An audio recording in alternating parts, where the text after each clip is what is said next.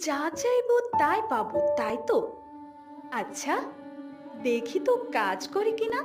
আমি আমার বাবাকে দেখতে চাই। আর তখনই পুরো ঘর হঠাৎ কাঁপতে শুরু করে। জানালার পর্দা একদম বাতাসে উড়তে থাকে। মোমবাতির আলো জ্বলতে জ্বলতে কাঁপে। বইটা ধীরে ধীরে বাতাসে ভেসে ওঠে। স্নেহা তাকিয়ে আছে, চোখ বড় হয়ে গেছে। বই ঘুরতে ঘুরতে উজ্জ্বল আলো ছড়াতে শুরু করে। ঘরের চারদিকে লালচে নীলচে আলো ছড়াচ্ছে।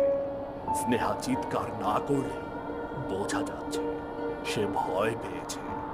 আর তখনই বইয়ের মাঝখান থেকে একটা ছায়া মূর্তি বেরিয়ে আসে।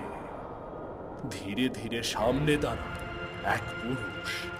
চুল এলোমেলো, বুক পুড়েছে এমন দাগ, চোখ দুটো গাঢ় লাল, গলা শুকনো, বসে যাওয়া। স্নেহা, মা আমার, আমি এলাম। তুই আমায় ডেকেছিস? মা, মা!